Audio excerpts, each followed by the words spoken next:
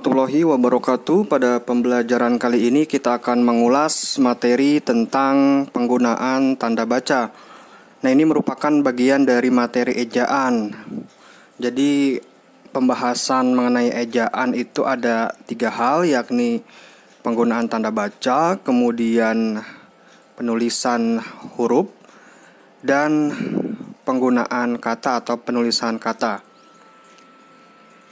Untuk tanda baca dalam ejaan bahasa Indonesia yang berlaku mulai 2015 menggantikan ejaan yang disempurnakan, itu ada 15 tercatat. Di sini ada tanda titik, koma, titik 2, tanda hubung, kemudian ada tanda pisah, ada tanda tanya, tanda seru, tanda elipsis, titik 3, kemudian ada tanda petik, kemudian ada petik tunggal, tanda kurung, kurung siku, garis miring, dan tanda penyingkat atau apostrof. Kita akan ulas satu persatu tanda baca yang ada dalam ejaan, digunakan untuk apa saja agar tidak keliru nantinya dalam penggunaan. Untuk titik, bisa disimak, ini penggunaan tanda titik untuk apa saja. Yang pertama dipakai untuk akhir kalimat berita. Kemudian dipakai juga di belakang angka atau huruf dalam satu bagan, ikhtisar atau daftar.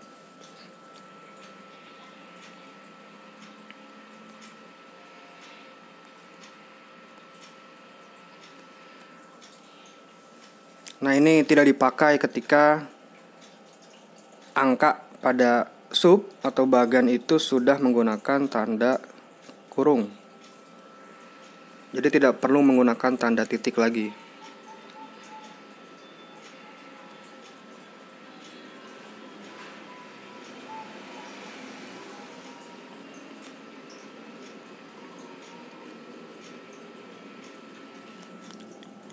Kemudian juga yang sering keliru, penggunaan tanda titik itu untuk memisahkan waktu antara jam, menit, dan detik. Ini masih ada yang menggunakan tanda titik 2. Nah, penggunaan titik 2 itu tidak baku dalam menuliskan waktu, jam, menit, dan detik. Jadi yang baku menggunakan titik.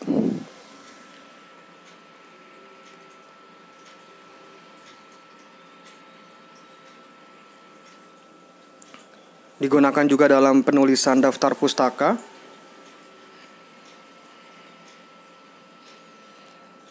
untuk memisahkan bilangan ribuan juga. Nah, tapi tidak dipakai untuk bilangan ribuan yang menyatakan tahun, halaman, juga nomor rekening.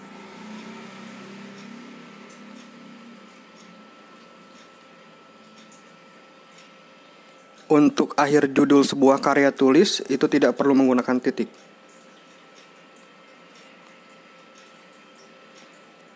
Digunakan juga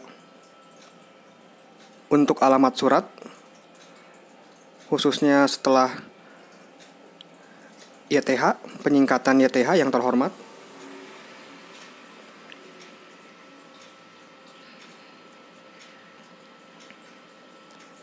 Dan pemendekan dari nomor.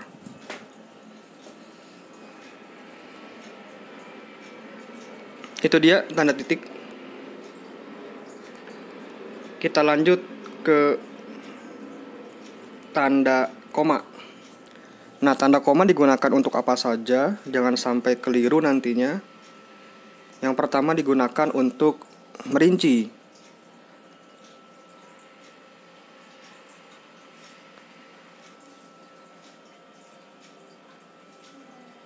Kemudian juga digunakan sebelum kata hubung atau konjungsi.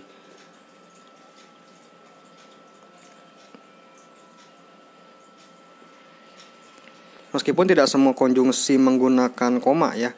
Jadi hanya konjungsi tertentu saja yang didahului koma. Misal tetapi, melainkan, dan sedangkan. Contoh kalimatnya bisa disimak.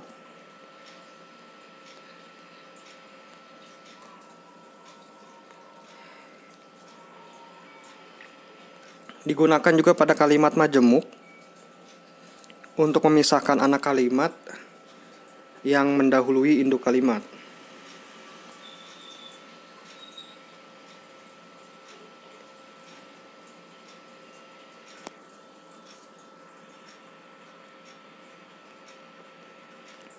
Tanda koma juga digunakan setelah konjungsi awal kalimat atau konjungsi antar kalimat.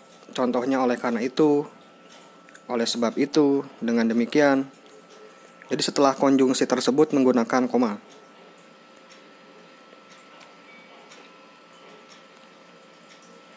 Digunakan juga setelah kata seru. Contohnya bisa dilihat.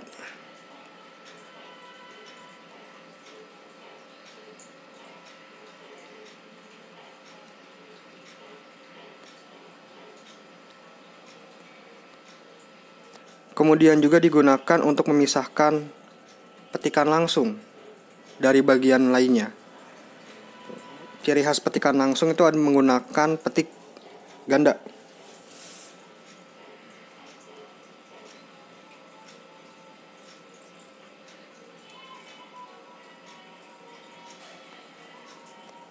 Kalau petikan langsungnya itu merupakan kalimat perintah, kalimat tanya, nah tidak perlu lagi menggunakan tanda koma.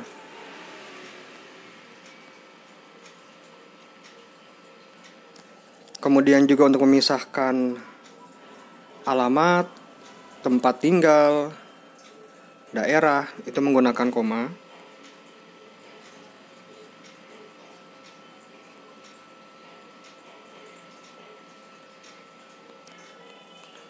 Dan dalam penulisan daftar pustaka, ketika nama penulis dibalik, itu menggunakan koma. Contohnya Ilham Gunawan. Ketika ditulis daftar pustakanya kan jadi Gunawan Ilham, nah itu menggunakan koma.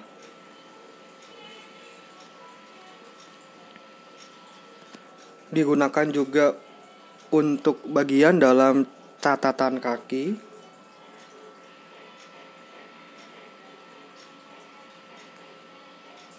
Kemudian saat menuliskan gelar, setelah nama itu koma dulu baru gelar.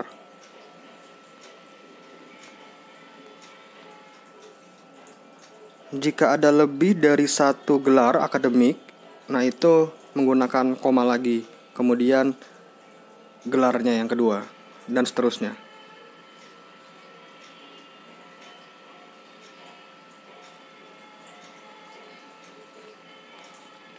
Untuk angka-angka juga yang merupakan angka desimal, misal 12,5, 27,3, begitupun dengan penulisan nominal rupiah.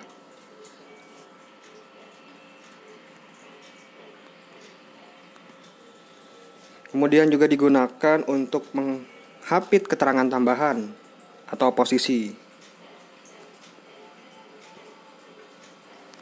Misal Soekarno, Presiden RI. Jadi menambahkan bahwa Soekarno itu Presiden Republik Indonesia.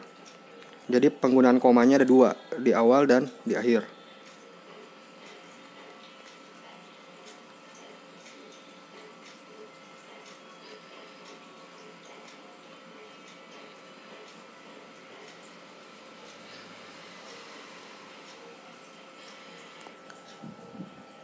Baik, itu dia penggunaan tanda koma. Selanjutnya penggunaan titik koma. Jadi penggunaan titik koma ini bisa untuk menggantikan kata hubung, khususnya kata hubung setara. Misal, hari sudah malam, titik koma. Jadi kalau kalian tidak ingin menggunakan konjungsi atau kata hubung, bisa menggantikannya dengan titik koma.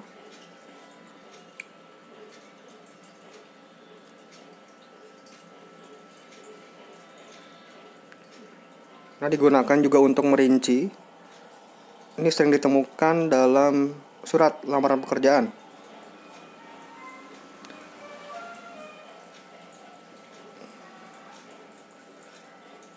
Kemudian juga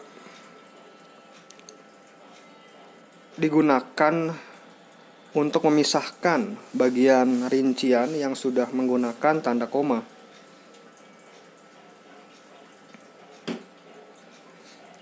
Contohnya bisa disimak. Itu dia penggunaan tanda titik koma. Lanjut ke titik 2. Digunakan untuk apa saja? Yang pertama, digunakan saat merinci, tapi harus lengkap dulu pernyataannya. Misal, mereka memerlukan perabot rumah tangga. Nah, baru sebelum merinci apa saja perabot rumah tangganya, nah itu bisa menggunakan titik 2. Kalau mereka memerlukan titik 2, nah itu belum lengkap pernyataannya, jadi kurang tepat penggunaan titik 2. Jadi harus lengkap dulu pernyataannya.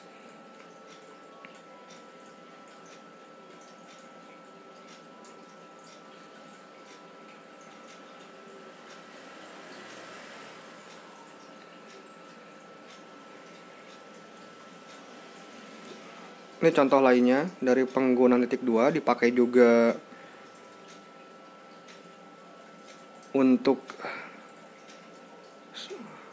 kata atau ungkapan yang memerlukan perincian, misal ketua, sekretaris, bendahara. Nah, itu menggunakan titik 2. Dalam dialog tokoh pun digunakan tanda titik 2. Dalam naskah drama misal.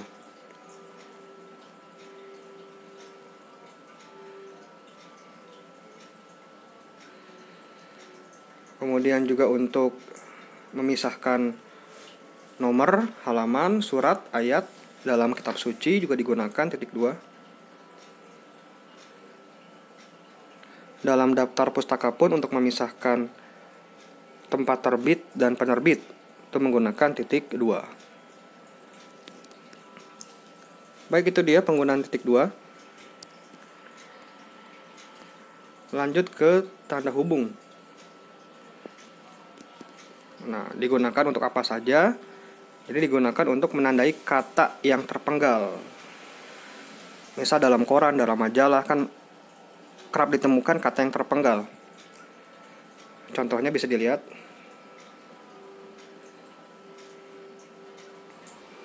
Digunakan juga untuk kata ulang, baik kata ulang utuh, kata ulang berimbuhan, dan sebagainya.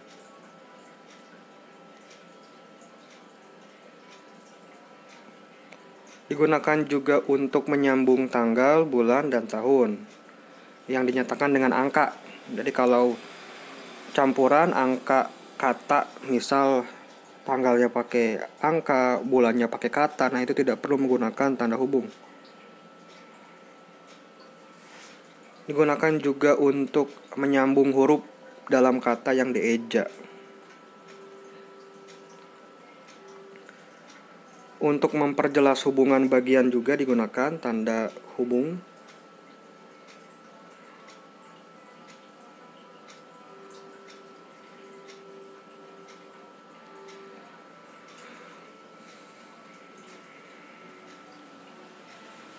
Digunakan juga untuk merangkai antara kata dengan angka, misal ulang tahun kedua.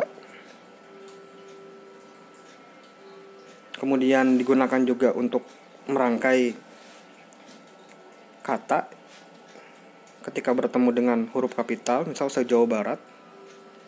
Karena J-nya kapital, jadi menggunakan tanda hubung.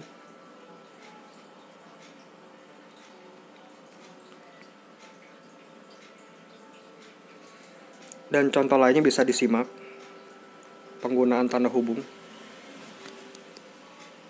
Digunakan juga untuk jenjang D3, S1, S2 itu menggunakan tanda hubung.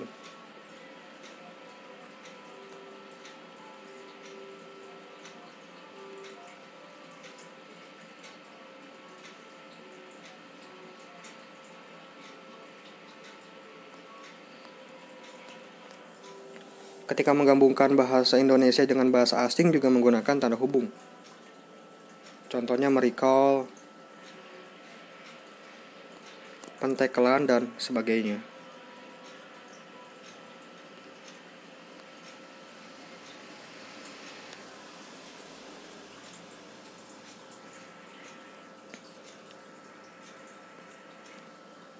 Lanjut ke tanda yang lainnya. Ada tanda pisah. Nah, ini bentuknya memang lebih panjang daripada tanda hubung ya. Garisnya lebih panjang daripada tanda hubung. Digunakan untuk apa saja? Yang pertama digunakan untuk membatasi penyisipan kata atau kalimat yang memberi penjelasan di luar bangun kalimat. Contoh, bisa dilihat, kemerdekaan bangsa itu saya yakin akan tercapai.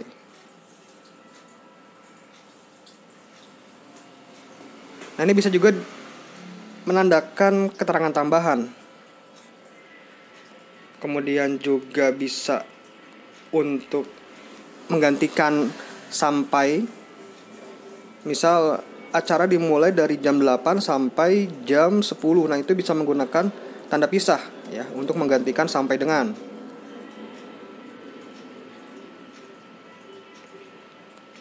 Atau sampai ke.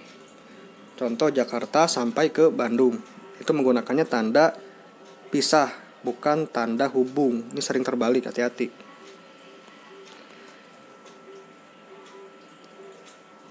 Baik, untuk tanda selanjutnya, tanda tanya, tanda seru sudah tidak perlu dijelaskan lagi karena sudah jelas untuk mengakhiri kalimat tanya dan kalimat perintah, larangan. Itu untuk tanda tanya dan tanda seru.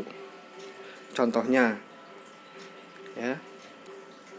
Kemudian untuk tanda seru juga sudah jelas untuk mengakhiri sebuah kalimat seru, perintah, larangan, ajakan. Nah, kita ke tanda elipsis. Nah, ini digunakan untuk apa saja? Digunakan untuk menunjukkan bahwa dalam suatu kalimat ada bagian yang dihilangkan. Misal dalam soal-soal. Jadi kalau yang hilang itu di tengah-tengah, tanda elipsnya 3. Tapi kalau di akhir ada 4. Mengapa? 1 titik lagi itu tanda baca akhirnya. Nah, ini contoh yang berikutnya. Dipakai juga saat menulis ujaran ya. Kalau yang sering baca novel, kemudian baca naskah drama, kerap ditemukan tuh tanda titik-titik-titik.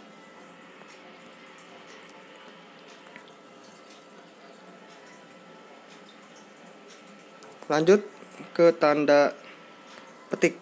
Nah, ini digunakan yang pertama untuk menandai kalimat langsung.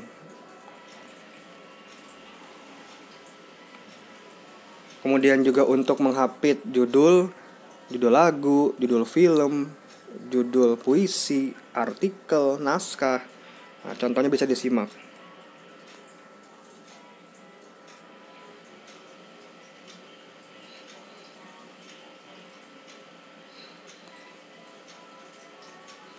Kemudian juga untuk menghapit istilah ilmiah yang kurang dikenal atau mempunyai arti khusus. Nah, itu menggunakan tanda petik ganda. Lanjut ke petik tunggal. Tentunya beda penggunaannya. Yang pertama untuk menghapit petikan yang terdapat dalam petikan lain. Nah, contohnya bisa dilihat. Ada petikan, kau dengar bunyi kring-kring tadi. Nah, untuk menghapit kring-kring itu bisa menggunakan tanda petik tunggal. Kemudian juga dipakai untuk menghapit makna atau terjemahan kata atau ungkapan. Misal ada kata retina. Nah, retina itu memiliki makna dinding mata sebelah dalam. Kemudian noken dalam bahasa Papua artinya tas khas Papua. Jadi untuk memberikan penjelasan tentang makna suatu istilah atau kosakata.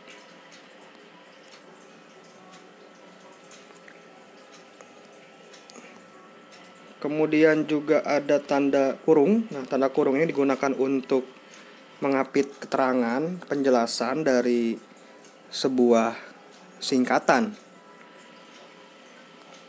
Kemudian juga untuk menandai ada bahasa lain, misal lokakarya, bahasa asingnya workshop.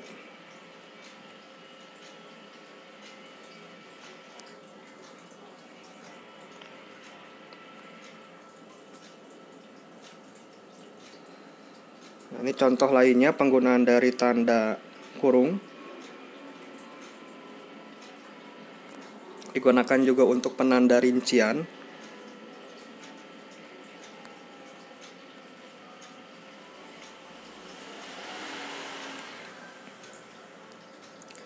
Lanjut kita ke kurung siku. Nah, digunakan untuk apa saja?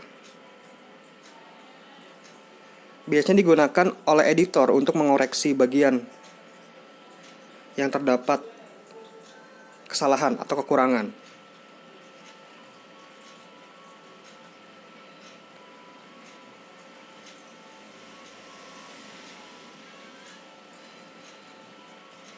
Nah, ini penggunaan lainnya dari tanda kurung siku.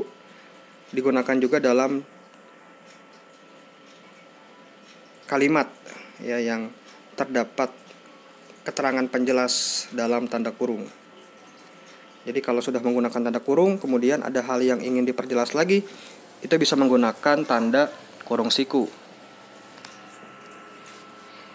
Kemudian garis miring. Nah, garis miring digunakan untuk memisahkan nomor surat, alamat surat. Kemudian juga bisa menggantikan atau tiap. Jadi boleh menggunakan garis miring.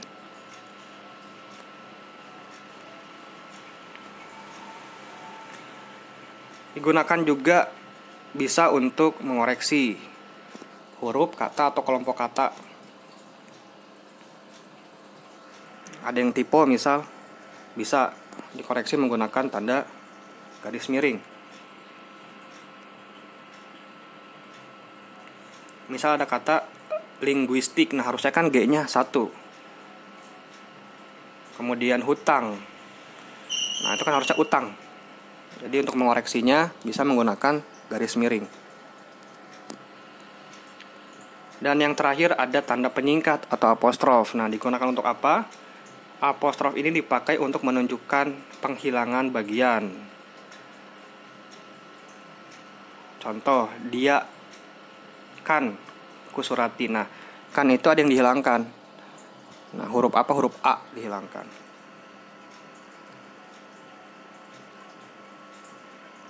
Pada tahun juga kerap digunakan apostrof, kemudian 2 digit terakhir ya, 13. Nah, itu menghilangkan 2 kosongnya. Misal UUD apostrof 45. Nah, ada yang dihilangkan kan? Angka 19. Itu boleh, silakan.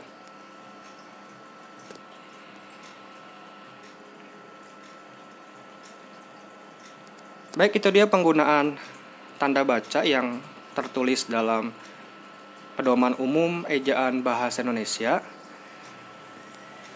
Terima kasih, maaf bila ada kesalahan.